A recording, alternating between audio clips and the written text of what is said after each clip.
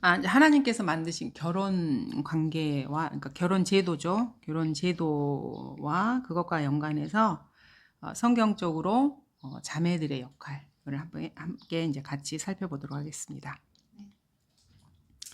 자, 성경을 바라보는 관점이 여러 가지가 있는데요.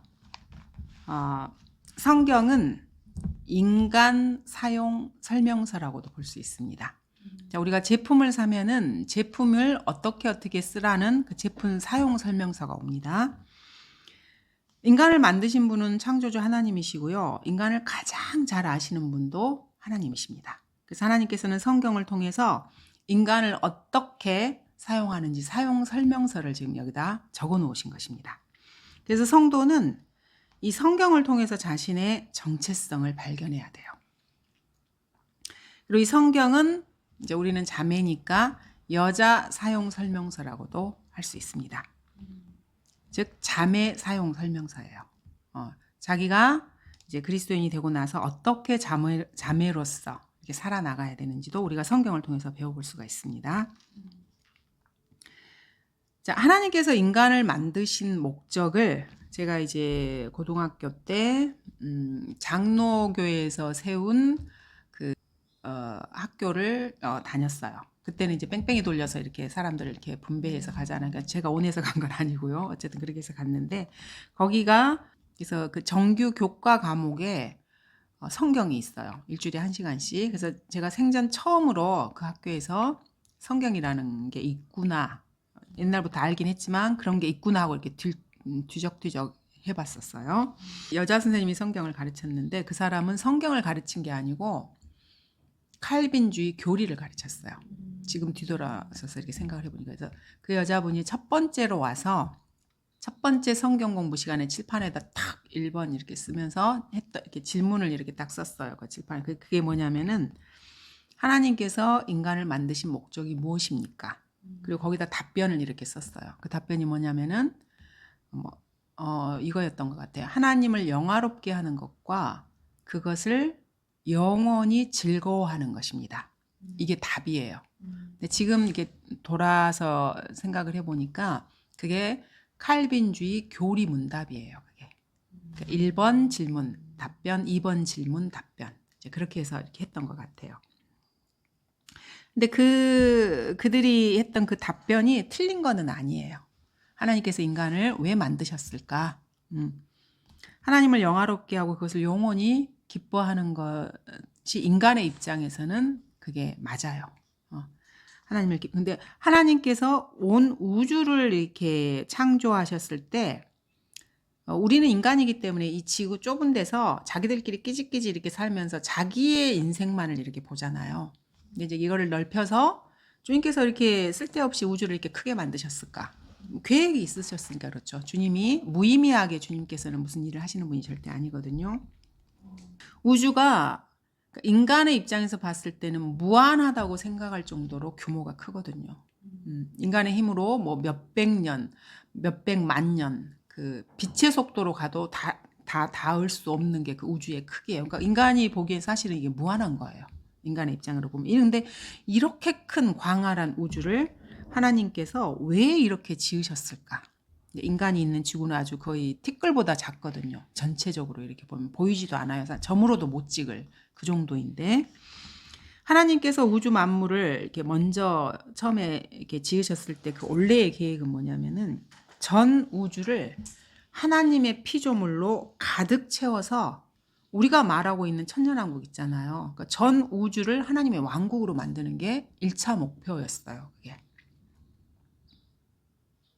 그러니까 선한 존재들로 가득 채워서 통치하시는 거예요. 하나님이 원래 저기 선하신 분이기 때문에 이게 원래 그 목적이에요. 그래서 우주를 가득 채우는 거예요. 주님의 피조물들로, 의지를 가진 존재들로요. 근데 이제 첫 번째 창조가 되었던 게 아담을 말하는 것이 아닙니다. 창세기 1장 1절에서 있었던 첫 번째 창조가 있었어요. 하나님께서 태초에 하늘과 땅을 지으셨느니라. 이때 근데 어떤 피조물을 지었는지는 정확하게는 몰라요, 저희가. 근데 그게 창세기 1장 2절에서 그게 멸망했다는 그 결과만 우리가 알 수 있어요. 우주가 물에 덮여버렸거든요. 그러니까 심판이 임한 거예요. 그러니까 첫 번째 주님께서 의도하신 그 목적이 이루어지지 못한 거죠. 심판을 해버렸게 되니까 중간에 의지가 있는 존재는 항상 문제가 있어요. 그러면 자기가 마음에 들거나 안 들거나 뭔가 이렇게 선택할 수가 있거든요. 그래서 첫 번째 우주가 완전히 물로 이렇게 멸망을 해버린 상태가 된 것입니다. 그래서 아담을 창조하신 것은 그러한 일들이 있은 다음의 일이에요. 그래서 이제 인간이 창조된 것을 보기 때문에 아담이 창조된 그게 첫 번째라고 이제 생각을 해요. 우리 입장에선 그래요. 인간의 입장. 근데 하나님의 관점에서는 이미 우주에 어떤 게 있었어요. 그리고 그거를 이미 다 끝내버린 상태였고요. 그리고 다시 아담을 창조하신 거예요. 근데 아담도 타락을 했어요. 왜냐하면 우주에 이미 있었던 존재가 있었는데 그 존재가 여기에 개입을 해서 여자인 이브에게 접근을 해가지고 이 아담을 타락시켜버린 거예요.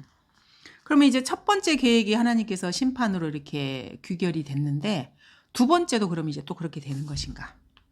이렇게 되는 거죠. 그래서 현재 인간은 어쨌든 간에 이 아담의 타락으로 인해서 엉망진창이 되어져 있는 상태예요. 원래 창조하신 그 존재가 아니에요. 지금 이 지상에서 살고 있는 사람들은. 자, 그렇다면 이 넓은 우주에 지구에만 생명체가 존재하고 나머지 해, 달, 수많은 별들 이런 것들은 날이나 달이나 연도만을 계산하기 위해서 존재한다는 것인가? 이게 실제로 과학자들이 질문하는 질문이에요. 자, 그렇다면 이 우주가 어마어마하게 낭비되고 있다. 근데 하나님의 속성에 비춰봤을 때 이거는 좀 뭔가 맞지 않는다. 주님은 일을 그렇게 하시는 분이 아니기 때문에 천문학자들과 과학자들도 실제로 그렇게 생각을 하고요. 실제로 그런 질문을 던지고요. 자기들끼리 토론도 해요. 그리고 논리를 발전시키고 연구도 실제로 이렇게 합니다. 그래서 자연인인 이런 과학자들과 천문학자들은 이 현재 우주에서요. 지적 생명체를 찾으려고 도전을 하고 있습니다. 그리고 미국 같은 경우에는 그 프로젝트 이름이 아마 세티인가일 거예요. 첫 자를 이렇게 따가지고 SETI, 세티. 그래서 거기다가 천문학적인 돈을 이렇게 들여가지고요. 뭐 우주선 발사도 하고 장기적인 계획을 세워서 우주 탐험하는 그런 것들 이렇게 보내잖아요. 그래서 뭐 화성으로 무슨 뭐 큐리아시티호를 뭐 보내고 어쨌든 여러 가지 일들을 해요. 근데 그게 장기적인 프로젝트예요. 그냥 어쩌다 한번 이렇게 딱딱 하고 이러는 게 아니고요. 그래서 우주에서 지적 생명체를 찾으려고 노력을 하고 있어요, 이 사람. 그러니까 기본적으로 이 사람들이 생각하는 그 질문과 전제는 틀린 건 아니에요. 이 전 우주에서 지구에만 인간이 있고 이렇게 한 건 뭔가 좀 이상하다. 그러니까 맞아요, 그 사람들의 생각이. 근데 그 사람들이 방법이 다른 것뿐이에요. 그 사람들은 물리적인 자신들의 힘을 이용해서 이렇게 우주로 뻗어나가고 싶어하는 거예요. 근데 주님께서는 예수 그리스도의 보혈을 통해서 갈보리를 통해서 구원받은 사람을 통해서 처음에 원래 의도하셨던 목적을 지금 이루고 계시고 그 계획을 지금 하고 진행 중인 상황인 거예요. 인류 역사가 아직 끝나지 않은 상태에서. 그러니까 두 개가 있는 거예요. 사탄이 지배하는 세상에서 우주로 뻗어나가려는 계획이 하나 있고요. 예수 그리스도를 믿는 하나님의 진영에서 처음에 하나님께서 의도하셨던 목적에 맞게 우주를 지금 어떻게 이렇게 다루시려는 계획이 있는 거예요. 양 진영이 지금 이렇게 있는 것입니다. 자, 영원 시대에서는요, 온 우주가 직접 생명체로 가득 차게 될 것입니다.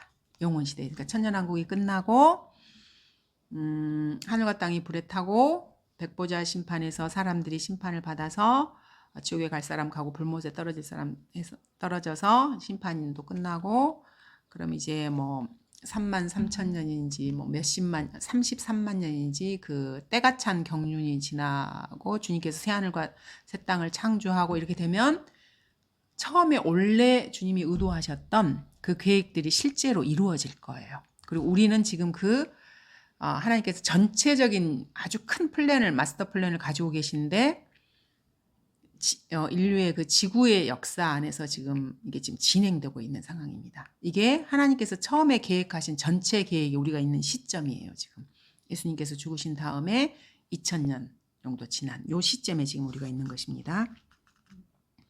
자, 그래서 우리가 성경의 주제를 왕국이라고 말을 하는 거예요. 왕국. 그게 이 왕국이에요. 그러니까 지상에 예수 그리스도께서 천년왕국을 세우신 게 지상에 세우시는 거잖아요. 그 목적이 지상에서만 주님께서 통치하시고 땡 이게 아니에요. 전 우주로 이게 뻗어나가는 것입니다. 그래서 지구의 수도는 예루살렘이고요. 전 우주의 수도는 지구가 되는 것이에요. 그래서 지구에 예수님의 보좌가 있는 거예요. 그 예루살렘에. 그 전 우주의 중심이 지구예요. 그리고 거기 지구의 중심이 예루살렘이고 예루살렘의 중심이 지성소인 것입니다. 예수님께서 계신 거기가 온 우주의 중심이 되는 거예요. 거기를 통해서 이렇게 뻗어나가는 것입니다. 이런 계획을 주님께서 가지고 계신 거예요. 그리고 우리 그리스도인들에게 성경을 통해서 그걸 보여주시는 거고요. 그리고 동참할 것을 요구하시는 것입니다. 나랑 같이 이거를 하자고 말씀을 하시는 거예요. 성경을 볼 수 있는 사람은 주님의 이 계획을 볼 수가 있어요. 그리고 같이 발을 디뎌서 주님과 이거를 갈 수가 있는 것입니다. 성경의 주제는 왕국이고요. 이 왕국은 아까 저희가 봤던 그 무천년 후천년 우리가 봤잖아요. 예수 그리스도의 재림으로 실제로 이 땅에 세우실 거예요. 천년왕국 전에. 그래서 최초로 주님께서 남자와 여자로 만드셨어요. 이 계획의 일환이에요, 이게. 그러니까 인간은 자기가 인간이기 때문에 아담의 창조로부터 자기가 이렇게 나왔기 때문에 그 이상을 못 보는 거예요. 근데 주님은 인간을 만드셨을 때 이미 마스터 플랜이 계셨어요. 이 전체적인 계획이 있었던 것입니다. 자, 근데 아담이 타락을 했어요. 자, 그럼 주님께서 이 계획을 포기하시는 건가? 그렇지 않습니다. 인간이 죄를 지어서 의도하지 않았지만은 죄를 지어서 잠시 이 계획이 연기된 것뿐이에요. 인간 그 역사가 있잖아. 2000년 정도 뒤로 이렇게 아니면 처음에 4000년, 2000년이니까 6000년, 7000년 정도 뒤로 이렇게 연기된 것뿐입니다. 처음의 계획을 주님께서 결국 포기하신 게 아닙니다. 천년왕국까지 합하면 7000년이에요. 7이 주님의 숫자거든요. 이 7000년의 인간 역사가 끝나면은 주님께서 계획하셨던 이 전 우주적인 마스터 플랜 계획이 실제로 작동이 되는 것입니다. 이어지는 것입니다. 우리가 지금 서 있는 위치가 그거예요. 예수님이 십자가에서 돌아가시고 지금 2024년 이렇게 된 거죠. 우리의 위치를 우리가 알아야 되는 것입니다. 성경을 통해서. 자, 그렇다면은 하나님께서 여자를 만드신 목적을 한번 생각을 해보셔야 돼요. 처음에는 아담 남자를 만들었잖아요. 주님께서. 근데 여자를 만드셨어요. 주님께서. 자, 하나님은 남성입니다. 중성 아닙니다. 이것도 오해한 사람들이 많이 있어요. 여자 하나님 같은 건 없습니다. 하나님은 남성입니다. 그래서 영어로는 he예요. 그리고 우리도 전부 다 남성 대명사로 이렇게 되잖아요. 주님을 언급할 때 아버지라고 부르잖아요. 어머니라고 안 불러요. 남성이고요. 사탄도 남성이에요. 남성입니다. 그래서 사탄도 he, 그라고 표현을 합니다. 천사들은 그럼 여자일까요? 남자일까요? 질문. 네, 천사들도 남자예요. 그래서 하늘나라엔 여자가 없어요. 이렇게 말하면 뭐 여자 비하한다고 생각하는데 아니에요. 남자 전부 다 남자예요. 남성이에요. 성. 그래서 천사도 희고요. 맨이에요. 그래서 우주 만물 가운데는요. 여자가 단 하나도 없어요. 단 한 명도. 이걸 여러분이 우리가 이제 생각을 해봐야 돼요. 자, 근데 주님께서 우주에 있는 모든 것을 이브가 만들어지기 전까지는 전부가 다 지금 남성만 있는 거예요. 이 말은 무슨 말이냐면요. 재생산 능력이 없다는 말이에요. 천사들은 수적으로는 되게 많거든요. 근데 전부 다 남자예요. 아기를 낳을 수가 없어요. 남자들만 있는데 어떻게 애를 낳아요? 사탄도 재생산 능력이 안 돼요. 여자가 없으니까. 자, 근데 주님께서 아담의 갈비뼈를 가지고 최초로, 인류 역사가 아니고요. 우주 역사에서 최초로 재생산 능력이 가능한 여자 하나를 딱 만든 거예요. 그래서 이 여자가 유일하게요. 재생산할 수 있는 존재예요. 우주 만물에서 지금. 자, 그렇다면은 아담과 이브만을 봤을 때는 이브가 이렇게 아담의 아내로 이렇게 주님께서 그 의도는 이제 그렇게 해서 이렇게 지으셨지만 우주 만물적인 관점에서 봤을 때는 자, 다른 남성들은 어땠을까요? 이 이브의 창조를 봤을 때. 유일한 여자예요. 유일한 여자. 아담과 이브가 창조되기 전에 우주에는 이미 타락한 그 사탄이 존재했고요. 이 사탄과 더불어서 같이 합류했던 천사들도 이미 있었어요. 다 지적 생명체잖아요. 이들이 의지가 있는 존재들이거든요. 이들이 전부가 다 남성이에요. 그러니까 주님의 반대편에 있던 주님의 원수들이 우주에 이미 존재하고 있었던 거예요. 주님이 그거에 대해서는 아담과 이브에게는 말씀하지 않으셨어요. 성경에도 처음에는 그 부분은 기록이 되어 있지 않아요. 그럼 이들이 전부 다 남성이라고요. 그럼 이브를 전부 다 보겠어요? 안 보겠어요? 당연히 보죠. 왜냐하면 이 여자를 통해서요, 자신의 씨를 퍼뜨릴 수가 있는 거예요. 재생산 능력이 가능해요. 저희가 아까 첫 번째 우주의 역사에 대해서 이야기를 할 때 주님께서 첫 번째로 우주를 만드신 목적이 있었다 그랬잖아요. 우주 만물을 선한 존재들로 가득 채우는 거예요. 그럼 주님이 이런 계획이 있으면은 사탄도 반대의 계획이 있어요. 자신을 닮은 존재들로 우주를 채우는 게 사탄의 목적이에요. 의도가 있는 거예요, 다. 그러면 당연히 재생산 능력이 있는 누군가가 존재해야 되잖아요. 그래서 여자를 주시하는 거예요. 단순하게 아담을 타락시켜서 그 왕권을 뺏는 것으로서 끝나는 게 아니에요. 원래의 통치권은 덮는 그룹인 사탄에게 있는 게 맞거든요. 근데 타락을 함으로 인해서 사탄이 하나님의 보좌를 이렇게 넘보는 것으로 인해서 이 하나님의 나라와 천국이라는 이 두 왕좌죠. 이 왕자를 빼앗겨 버린 거예요. 그래서 아담이 창조되었을 때 주님께서 이 두 왕국을 아담에게 주신 거예요. 아담은 사실 왕이에요, 왕. 그래서 아담을 통해서 이제 주님께서 우주를 채우실 계획을 가지고 계신 거예요. 그럼 하나님의 원수인 사탄은 손 놓고 가만히 있는 게 아니거든요. 사실은 처음에 그가 창조되었을 때 하나님 다음에 우주의 제2인자였거든요. 위치적으로는 하나님의 보좌를 덮는, 이름이 덮는 그룹이에요. 날개로 이 보좌를 덮어요, 이렇게. 그 위치가 그래요. 그럼 위치적으로는 지구 그 우주 만물 가운데서 하나님의 보좌보다 더 높은 데가 있는 거예요. 이 그룹이라는 존재가. 물리적인 위치에서는 그랬습니다. 보통의 존재가 아니에요. 인간의 힘으로는 사탄과 도저히 맞설 수가 없어요. 그래서 우리에게는 성령의 능력이 필요한 것이고 주님의 능력으로 인생을 살아가는 게 이것 때문에 그래요. 우리 능력으로는 이건 잽도 안 돼요. 그래서 온 우주의 남성 피조물들이 관심을 갖는 것이 당연해요. 이 여자를 통해서 자기 씨를 퍼뜨릴 수 있기 때문에 그런 것입니다. 사탄과 마귀들도 이미 다 여기에 포함이 됩니다. 전 우주적인 심판을 받았습니다. 이 마귀들이. 하나님께서 여자를 최초로 만드신 목적은 온 우주를 하나님께 순종하는 선한 피조물로 채우실 것이라 그랬죠. 근데 전 우주적 차원에서 재생산 능력이 있는 사람 딱 한 여자밖에 없는 거예요. 이브밖에 없는 것입니다. 그래서 목표물이 생긴 거예요. 이제 사탄에게는. 사탄은 인간의 이성으로는 이렇게 합리적으로 생각이 안 되는 많은 이상한 일들을 이렇게 벌여요. 그러면 왜 사탄은 도대체 저런 일을 할까?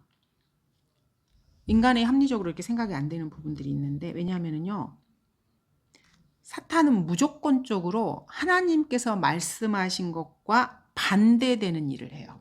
반대되는 말을 하고요. 왜냐하면 하나님이 자기 원수거든요.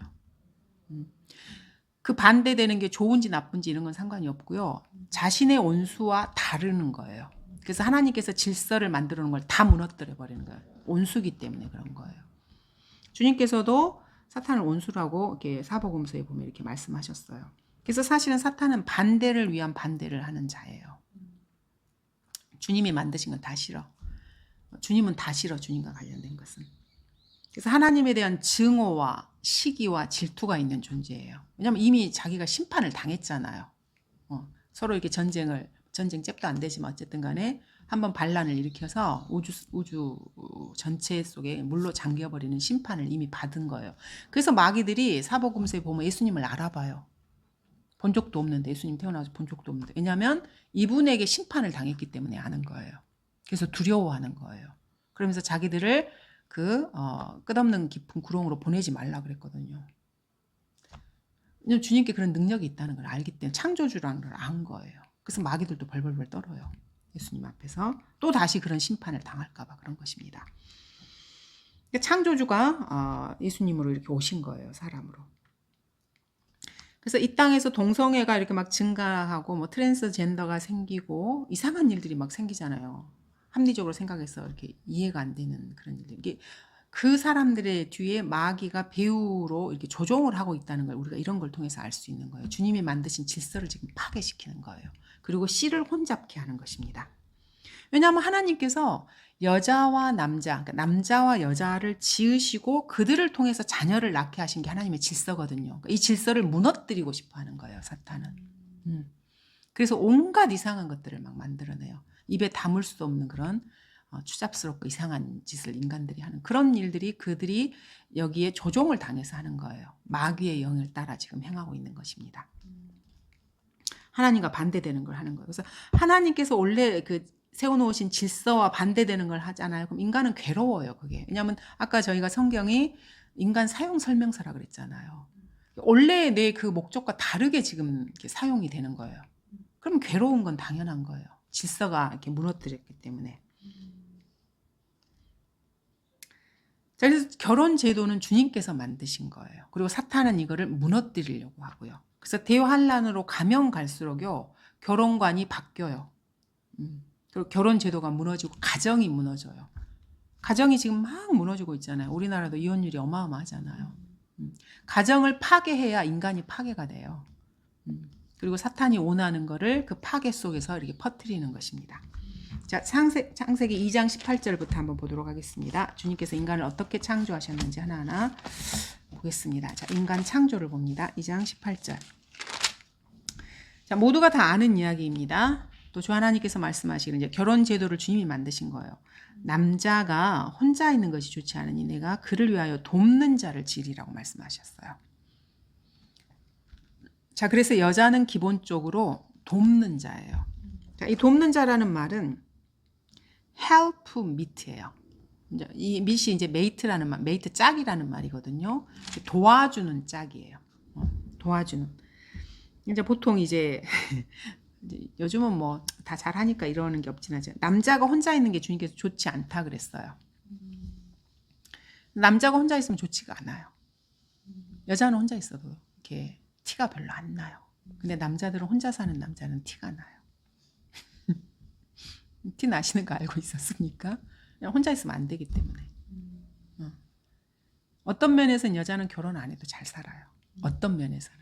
근데 남자들은 결혼 안 하면은 티가 많이 나. 구질구질하고. 그래요. 이제 뭐 혼자 있는 게 좋지 않기 때문에 그래요. 남자들은. 여자는 기본적으로 남자를 돕는 헬프메이트로 지어진 것입니다. 여기서 메이트라는 말은 짝이라는 말이에요. 배필이라는 뜻입니다. 단순하게 돕는 헬퍼가 아니에요. 헬퍼는 많거든요. 이거는 메이트예요. 이 사람의 딱 정해진 짝이에요. 집신의 짝이 있는 것처럼. 짝으로 딱 이렇게 되어진 것입니다. 신발이나 이런 게 짝이 다르면 못 신잖아요. 여자가 그런 거예요. 그래서 여자와 남자의 관계에서 주님께서 배우자의 관계, 이거는 여자 남자 관계가 아닙니다. 이거 잘 아셔야 돼요. 아무 남자하거나 내가 헬프메이트 이렇게 하는 게 아니고요. 결혼 관계로 해서 한 사람과 이렇게 관계되는 그 관계예요. 결혼 제도 내에서. 거기에서 여자가 헬프메이트인 것입니다. 남자를 도와주는 게 아니고요. 자기 남편을 도와주는 거예요. 이 부분도 좀 아셔야 돼요. 그래서 다른 남자가 나한테 권위를 행사하게 하면 안 돼요. 이 부분도 아셔야 됩니다. 돕는 자는요, 인간 사회에서 너무너무 중요해요. 돕는 자가 없으면 일이 안 돼요. 여자는 도와주는 헬퍼메이트입니다. 그래서 돕는 자가 없으면은 모든 게 엉망이 되어버립니다. 그래서 지도자라고 하는 것은요, 지도자 나름의 그 자질이 있는 사람이 하는 거는 맞아요. 근데 지도자가 있으면 반드시 도와주는 사람이 옆에 있어서 그 일을 도와줘야 일이 진행이 되어 갑니다. 그래서 각각의 역할이 조금씩 다르다는 걸 아셔야 돼요. 그래서 지도자도 필요하지만은요, 말 없이 뒤에서 도와주는 사람은 반드시 필요해요. 가정에서도 마찬가지고. 그래서 모든 영역에서 돕는 자는 반드시 필요해요. 교회에서도 필요하고요, 가정에서도 필요하고, 어떤 지역이나 사회단체에서도 다 필요합니다. 이거는 이 돕는 자가 이 사람보다 못하거나 뭐 이런 개념이 아니에요. 역할이 다른 거예요. 역할. 요거를 일단 아셔야 돼요. 뭐 누가 우위고 누구는 아래고 이게 아닙니다. 역할이 달라요. 그래서 우리는 지금 이제 결혼 제도를 보기 때문에 가정 내에서 아내와 남편과의 관계에 있어서 아내가 돕는 자라는 걸 아셔야 됩니다. 그래서 이거는 질서를 의미하는 거예요. 권위입니다. 권위. 자, 부모가 자녀에게 권위를 행사해야지 자녀가 부모에게 권위를 행사하면요, 그 집은 엉망이 돼버려요. 이것과 마찬가지로 아내와 남편과의 관계에 있어서는 남편이 마지막으로 뭔가를 결정해서 권위를 행사하는 그 역할을 담당한 존재예요. 이거는 그 사람이 나보다 지적으로 뛰어나다거나 이런 의미가 아니에요. 그러니까 질서를 의미한다는 걸 아셔야 됩니다. 그래서 여자가 남자보다 못하다 이런 뜻이 절대 아닙니다. 그래서 직업 능력에 있어서도요, 남자보다 탁월한 여자들은 얼마든지 있어요. 그리고 여자들이 어떤 면에서는 더 잘해요. 직업과 관련해서. 그 여자 특성에 맞는 직업을 이렇게 하면 여자들이 더 꼼꼼하니까. 그리고 IQ가 여자가 훨씬 높은 여자들도 많아요. 이거는 그래서 그런 개념이 아니라는 말입니다. 그래서 지적으로 남자보다 뛰어난 사람은 여자들도 많고요. 그리고 남자들보다 사회 영역에서 두각을 나타내는 여자들도 아주 많습니다. 예를 들어서 이제 남녀 고등학교에서는 그 또래의 남자들은 물리적으로 체력적인 것과 관련해서 뛰면서 이렇게 하는 게 맞아요. 그 나이의 애들은. 근데 여자들은 그렇게 안 해도 돼요. 그래서 남녀공학 같은 경우에 여자들이 공부를 더 잘하는 게 예가 더 많아요.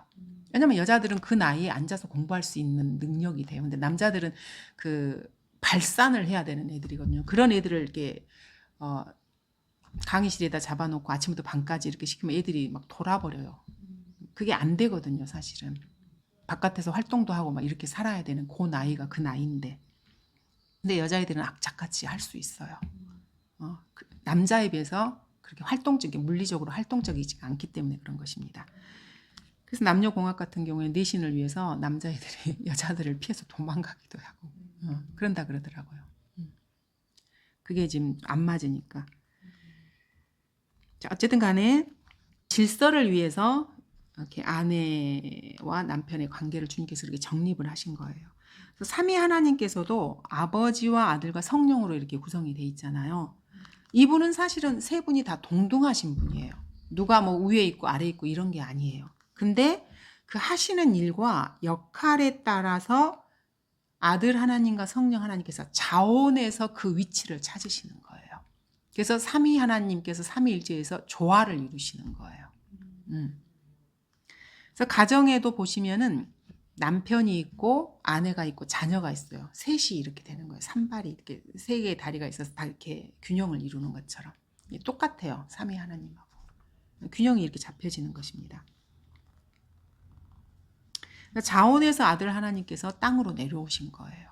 억지로 아버지 하나님보다 위치가 못하다거나 그래서 이렇게 아들 하나님으로 오신 게 아니에요. 자원에서 그렇게 하신 거예요. 그리고 자원에서 죽으시고 장사되시고 부활하시고 승천하신 거예요. 그리고 예수님께서 승천하시자 성령님께서 공식적으로 땅에 내려오신 거예요. 그러니까 그리스도인들 몸에 이렇게 오신 것이죠. 이것도 성령님께서 더 지위가 낮거나 능력이 못하다거나 이런 게 아니에요. 질서를 유지하기 위해서 이 세 분이 자원해서 이렇게 사랑 안에서 일을 이루어 나가시는 것입니다. 그래서 세 분은 동등하시지만 상호 복종하시는 관계예요. 그리고 스스로 낮아지신 것입니다. 그래야 질서가 유지가 되기 때문에 그렇습니다. 그래서 결혼 제도 내에 아내와 남편도 질서를 위해서 각자의 역할을 찾는 거예요. 이게 성경적으로 우리가 이제 일단 이것을 알아놔야 되는 것입니다. 그래서 여자가 자원해서 남편의 권위 아래로 들어가는 거예요. 저희가 성경은 인간 사용 설명서라 그랬잖아요. 자, 창세기 2장 24절에 보시면은 그러므로 여자가 자기 아버지와 자기 어머니를 떠나서 자기 아내와 결합하리니 그들이 한 몸이 될 것입니다. 이렇게 말을 했습니다. 성경 말씀에 입에되면은요, 인간은 고통이 따라요. 그러면 이제 우리가 그걸 한번 볼 수가 있어요. 자, 우리나라는 유교, 조선시대부터 유교가 이제 들어왔잖아요. 그러니까 조선시대의 그 유교의 영향으로 인해서 아직도 유교적인 그 결혼과 사회 풍습이나 이런 게 아주 많이 우리 삶에 이미 이렇게 내재화되어 있는 부분들이 아주 많이 있습니다. 그 결혼 제도에서도 마찬가지고요. 그래서 유교 사상은 이렇게 이제 좋은 부분에서 시작은 했을 수는 있지만 비성경적인 부분들이 아주 많아요. 자, 결혼 제도와 관련해서 여기 보시면 뭐라 그랬냐면은 자기 아버지와 자기 어머니를 떠나라고 말을 해요. 그래서 결혼이라고 하는 것은 성숙한, 성장한 여자와 남자 이 두 사람이 자기 부모를 떠나는 거예요. 그래서 새로운 가정을 이루는 거거든요. 자, 이 말은 무슨 말이냐면 결혼을 일단 하잖아요. 그럼 이 가정의 권위를 마지막으로 행사할 수 있는 사람은 남편인 거예요. 그리고 아내는 자원해서 그 남자의 권위 아래로 자기가 들어가는 거예요. 그래서 다른 사람이 이 집안에 간섭을 하면 이제 문제가 발생하는 거예요. 그게 고부 갈등이고 유교 사상이라 그래서 하는 거예요, 사람들이. 근데 이거는 비성경적이기 때문에 문제가 발생하는 거예요. 권위가 하나인데 하나여야 맞거든요. 근데 뭐 시어머니가 며느리한테 권위를 행사하고 또 장인 장모, 요즘은 장인 장모가 또 사이를 잡는다 그러더라고요. 막 이렇게 하고 그러면 이 가정이 독립된 가정이 안 돼요. 왜냐하면 권위가 지금 여러 명이 생겨버리는 거잖아요. 질서가 무너져 버려요. 그래서 문제가 발생하는 것입니다. 그래서 이 성경대로 안 하면 문제가 발생하는 건 당연한 거예요. 그래서 일단 남자와 여자가 결혼을 하잖아요. 그러면 외부인들이 그 시댁이든 친정이든지 간에 이 가정에 권위를 행사하지 못하게 해야 돼요. 그래야 이 가정이 유지가 돼요. 그리고 남자가 권위를 행사할 수 있도록 도와주는 거예요. 근데 남자가 이제 제대로 교육을 못 받아가지고 이 가정을 제대로 이제 못 지키면 그때부터 이제 문제가 되는 거죠. 다른 사람이 자기 아내한테 권위를 행사하게 허용을 하면 안 돼요. 자기 아버지나 어머니가. 그러니까 비성경적이 되면 문제가 발생하는 것입니다. 그래서 사실은 남편은 자기 아내를 보호를 해줘야 돼요. 그게 성경적인 거예요. 그래서 여자가 그 남자한테 권위를 이양을 하는 거예요. 보호를 그 조건으로 해서 하는 거나 마찬가지거든요. 그래야 이게 균형이 되는 것입니다. 그래서 여기 보시면 결혼을 자기 아내와 결합하리니 그들이 한 몸이 된다 그랬잖아요. 그래서 우리가 저번에 이제 결혼과 관련해서 인간은 결혼이라 그러면 결혼식을 올리거나 법적으로 그 혼인신고하는 것을 이제 결혼으로 생각을 해요. 근데 하나님 보시기에는 몸과 몸이 결합되는 게 결혼이에요. 창녀와 합하는 자는 창녀와 한 몸이 되어버리는 것입니다.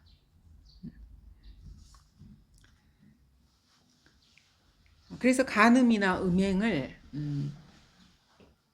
하면 안 되는 것입니다.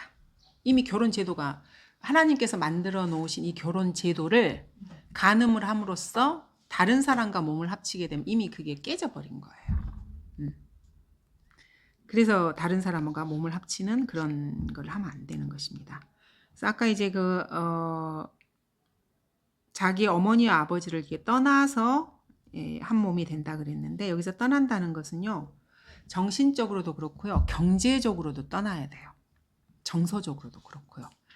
자, 경제적인 도움을 받잖아요. 간섭을 받는 건 당연합니다. 경제적으로는 도움을 받으면서 간섭은 안 받을래. 이거는 말이 안 돼요. 그래서 자녀가 부모로부터 독립을 한다는 것은요. 경제적인 독립도 아주 중요합니다. 그래서 경제적인 독립이 돼야 부모로부터 간섭을 받지 않아요. 그렇습니다. 그래서 경제적으로 정서적으로 완전히 독립을 해야 되는데 이게 뭐 경제적으로 독립을 한다는 게 물질적으로 잘 사느냐 못 사느냐 이런 문제가 아니에요. 자기 힘으로 사는 거예요. 자기 힘으로. 그러면 부모가 더 이상 거기에 간섭을 안 해도 되는 것입니다. 돈을 뭐 많이 버느냐 조금 버느냐 이런 문제가 아니고요. 자기가 번 범위 내에서 생활을 유지하는 거예요. 사실은 결혼을 하면 그렇게 돼야 돼요. 근데 이제 우리나라 그게 너무 어렵잖아요. 집 사기도 어렵고 어쨌든 근데 처음에 부모가 도와줄 수는 있는데 그다음부터 터치하시면 안 되는 거예요. 그냥 무료로 제공하고 떠나야 되는 거예요. 내가 뭘 해줬으니까 계속해서 사사건건 뭐 이렇게 간섭을 한다거나 그러면 이게 권위가 안 서요. 가정이 제대로 안 되는 거예요. 성경적인 원칙은 그렇습니다. 그래서 이게 지켜지지 않으면 가정 내에 문제가 계속해서 발생하는 거예요. 계속해서. 이것이 지켜지면은 그다음부터 문제가 없어요. 이제 둘이 알아서 이제 권위 아래 남편의 권위 아래 들어가서 하면 되는 거예요. 그렇게 되는 것입니다. 성경의 말씀이 무시되면 항상 인간 사이는 문제가 발생해요. 그게 큰 문제든 작은 문제든 간에. 그래서 가정에서는 남편이 지도자의 역할을 하는 것입니다. 그래서 어떤 문제를 논의하고 이러는 건 같이 하는 거예요. 조언도 하고. 근데 최종적으로 뭔가를 결정하는 것은 이제 같이 이렇게 의견을 들어서 남편이 여자 의견도 잘 이렇게 해주고 하면 좋아요. 근데 자기가 그렇게 하지 않은 남자와 결혼을 해버렸어. 그래서 남편이 자기가 원하지 않는 대로 결정을 해요.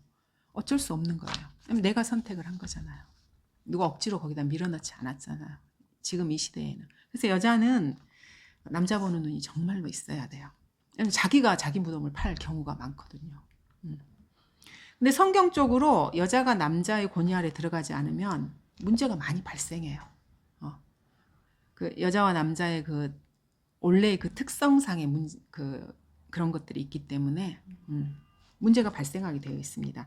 그래서 아내는 남편이 올바른 결정을 할 수 있도록 도와줘야 돼요. 그리고 가정을 올바로 다스릴 수 있도록 같이 도와줘야 되는 것입니다. 왜냐하면 이 남자가 결정을 잘못하면 이게 지금 공동체이기 때문에 그 피해를 나도 입게 되는 거거든요.